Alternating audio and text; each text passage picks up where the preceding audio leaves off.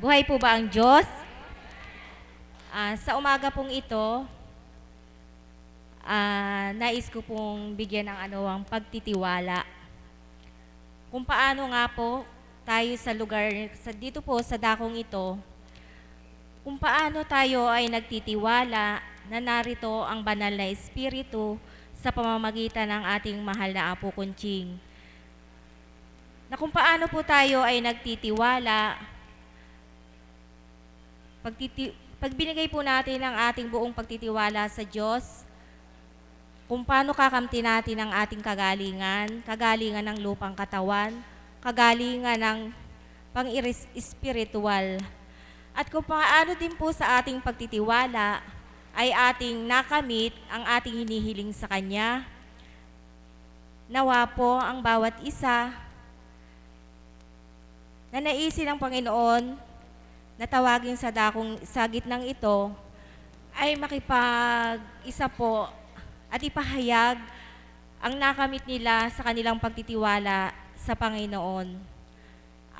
Nais ko pong unang tawagin ang isang bagong hinirang, si kapatid na Celerina.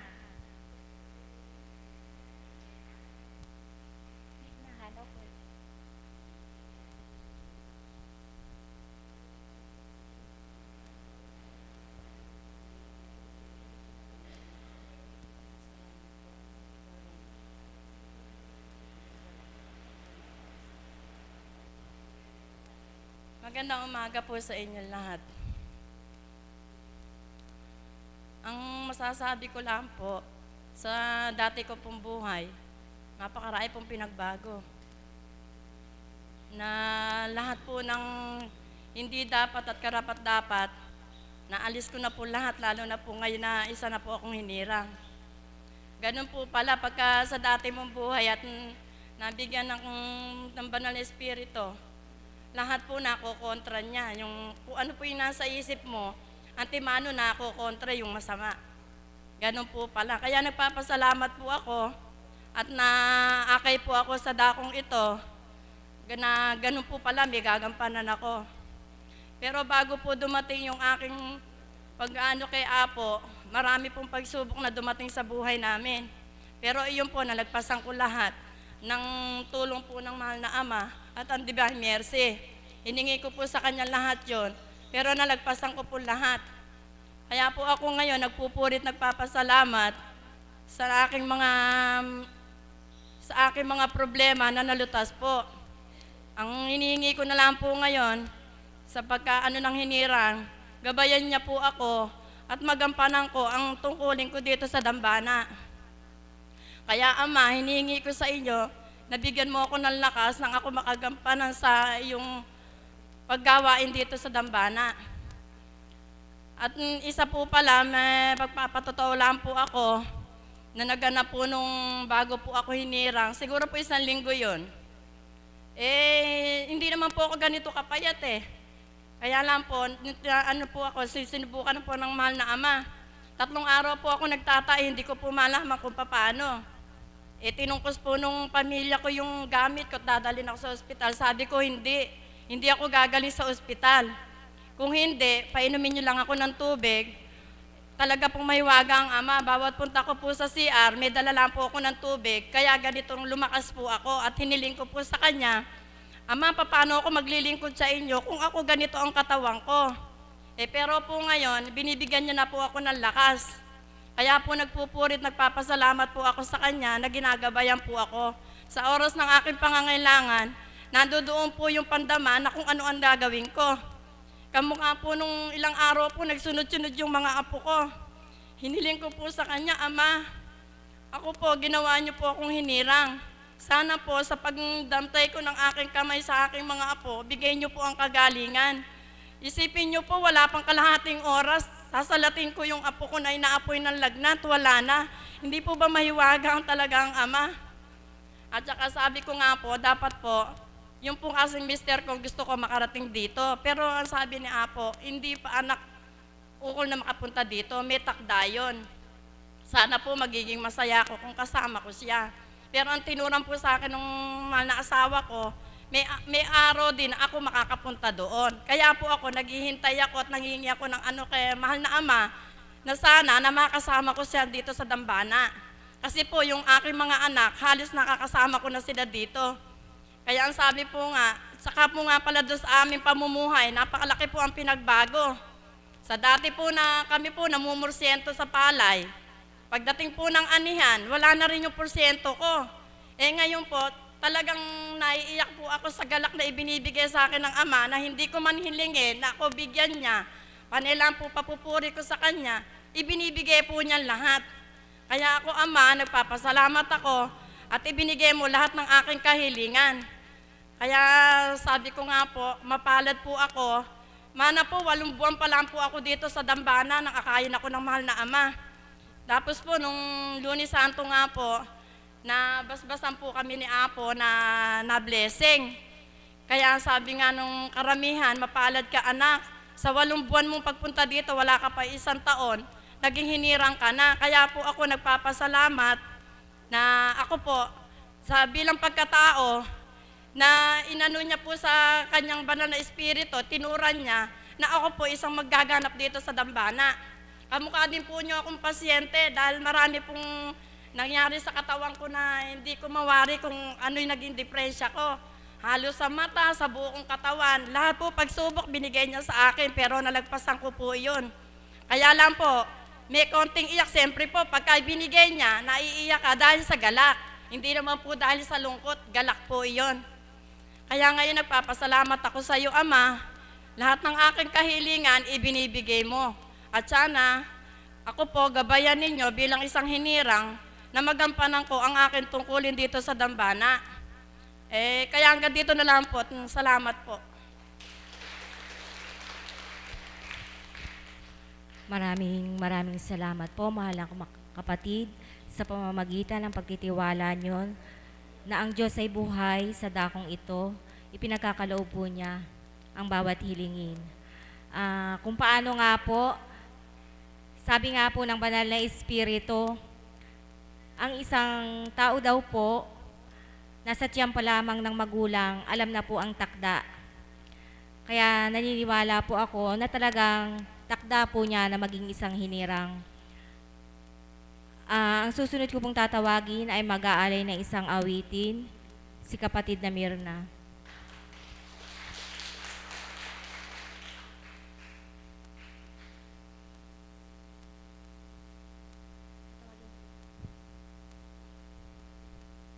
Salamat po, Ama.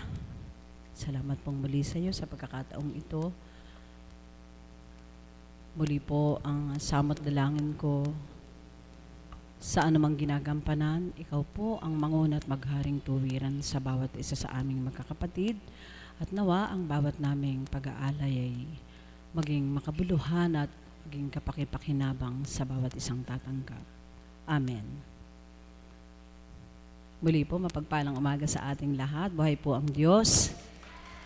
Buhay na buhay po ang Diyos. Sabi ko po, parang sa tagal, mga ilang linggo din po na hindi nakapag-alay. Para ba, hindi ko naman sinabing okay na kahit di na ako umawit. Pero sadyang maniniwala ka, magtiwala ka na kapag takda nga ng Ama ay pagkakaloob niya. Ano po? Parang sabi ko nga kay Mami Betty ko, para ba tayong walang-malang apuhapin yung mga sarili natin, doon sa pagdaan ng Holy Week. Subalit, napakabuti ng Diyos sa kabila ng mga kaganapan na yun. Nandirito pa rin tayo sa kanyang banal na dambana. Kaya po, ako'y naniniwala at nagtitiwala, sumunod lang tayo sa kalooban ng Ama. Siya na yung magmamani obra. Siya na yung bahala. Saan ka ba niya gustong dalhin? Ano ba yung gusto niya na gampanan mo para sa Kanya? Amen po ba? Kaya po, I believe. At naniniwala po ako, hindi ako pababayan ng Ama. Ganun pa pag nagkakaedad na, nakakalimot po sa mga lyrics. Naiwanan ko po yung kodiko ko. Kaya po, kung ano yung idatal ng Ama, kung medyo nagkamali, kayo na po ang bahalang umunawa. Salamat po. Ano po siguro nasasalo kung ako ay magkakamali. Salamat po, Ama. Para po sa inyo.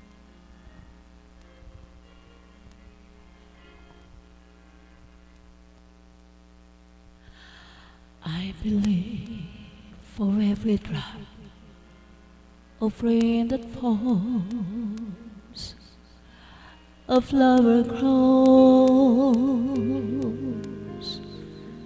I believe that somewhere in the darkest night, a candle glows. I believe for everyone who goes astray,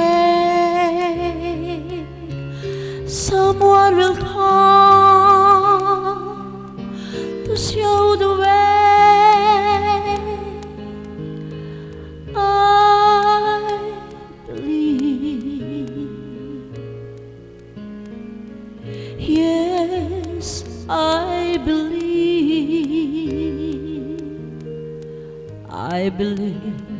above the storm, the smallest prayer will still be heard. I believe that someone in the great somewhere hears every word.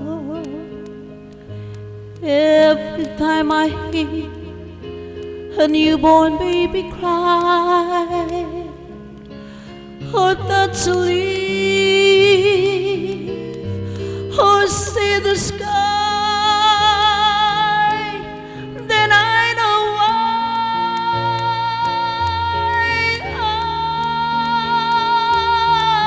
I believe. I believe for every drop of rain that falls, a flower grows. I believe that somewhere in the darkest night, a candle glows. I believe for everyone who goes astray,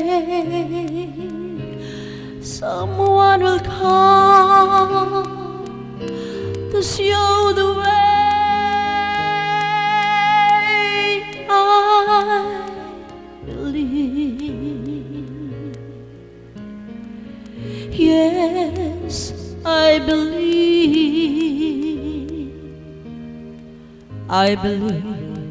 above the storm, the smallest prayer will still be heard. I believe that someone in the great somewhere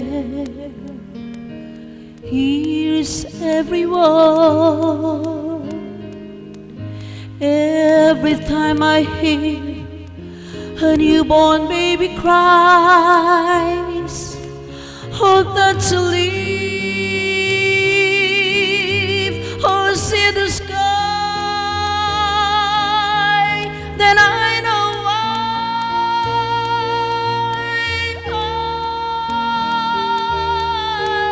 believe. Every time I hear a newborn baby cries, or touch a leaf, or see the skies, then I know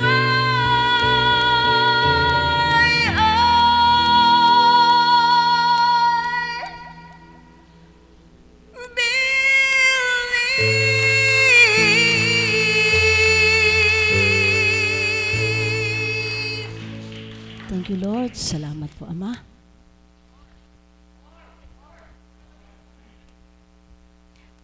Maraming salamat po sa napakaganda niyong tinig. Ang susunod ko pong tatawagin ay si Francis Mangulabnan.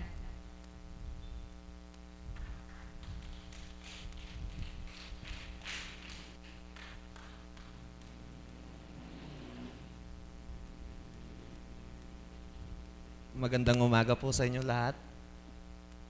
Ako po si Francis Neil Mangulabnan, manugang po ni kapatid na Tatay Lando.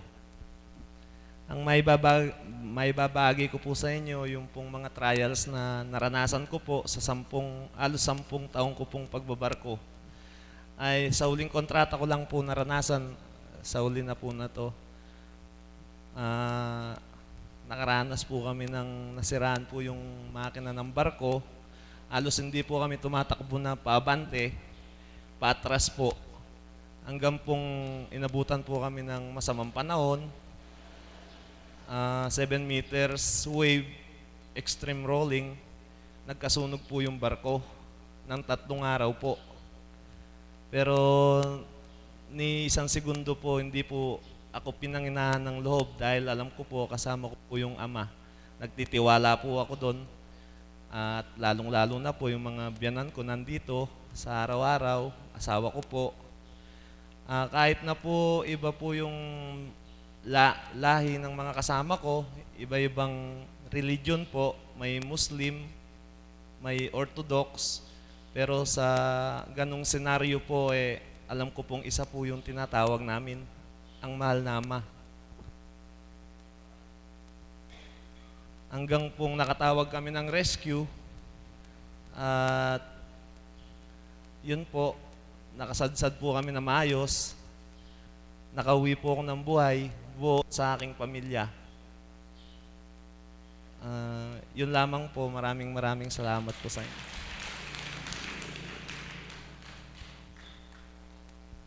Maraming salamat. Di po ba sa pagtitiwala, sa pamamagitan din po ng pagtitiwala, ang susunod ko pong tatawagin ay isang tagasunod, si kapatid na Maricel.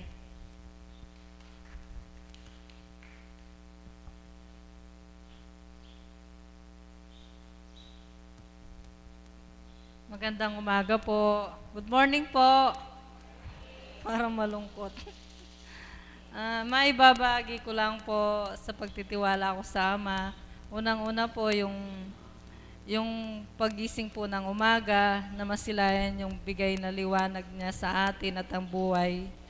At yung pagpapala niya sa amin sa buong pamilya na hindi kami nagkakasakit. Sa sakit ko na gumaling dito, maraming salamat. Sa gabay at patnubay niya sa araw-araw. Hindi niya kami pinababayaan. Sa mahal na Apo, sa mga alagad, sa mga Cubs. Maraming salamat po sa araw-araw na alam po namin na kahit hindi po kami pumupunta dito, kasama kami sa panalangin niyo. Maraming salamat po.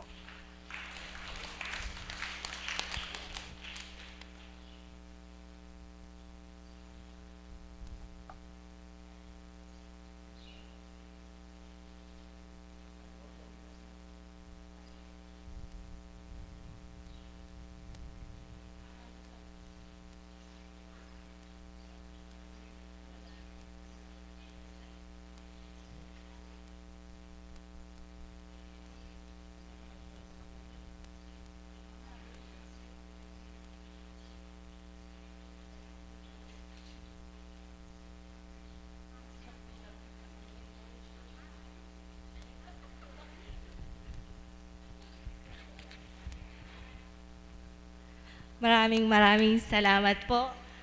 Ang susunod ko pong tatawagin ay mag-aalay ng isang awitin, si kapatid na Pilar.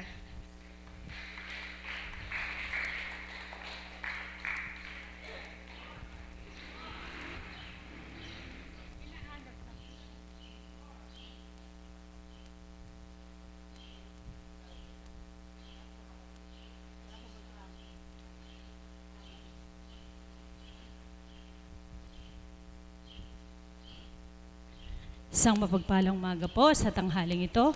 Buhay po ba ang Diyos?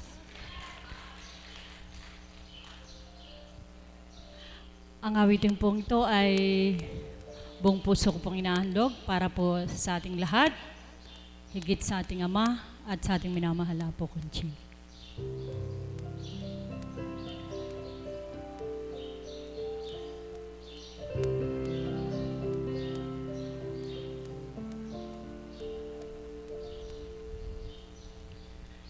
Sikat ng umaga, buhos ng ulan, simoy ng dapit hapon,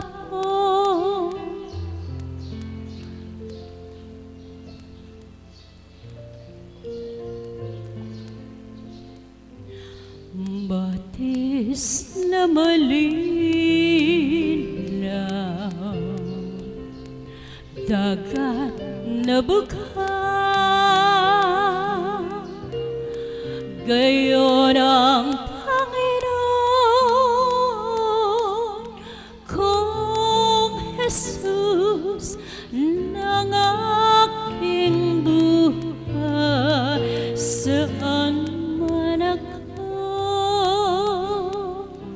bumalik,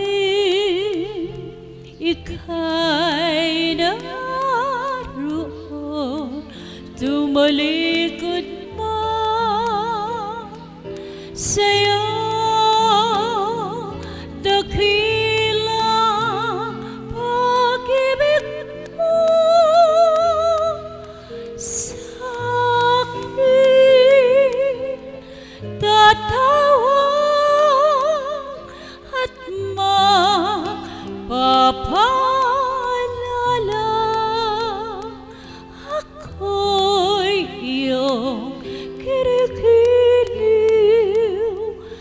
at siyang itatapat sa puso.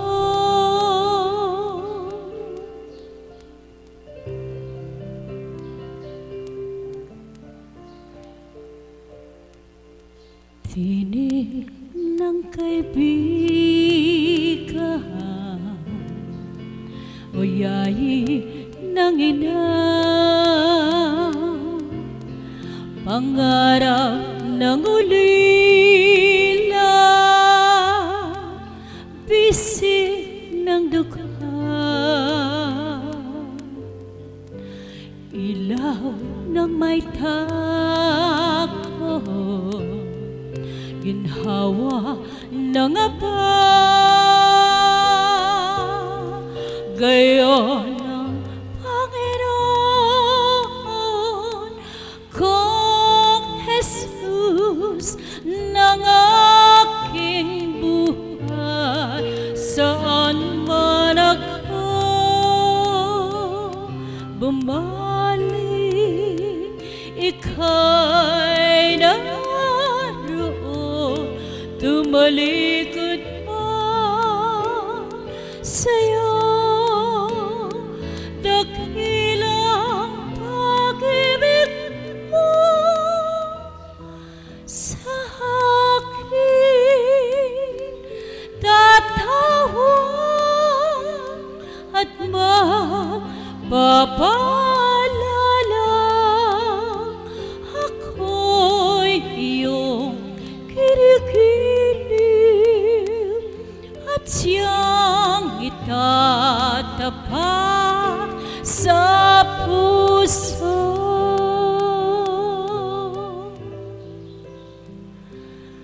At siyang itatapat sa puso.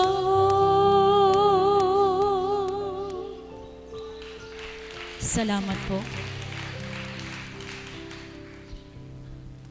Maraming salamat po. Maraming salamat po sa lahat ng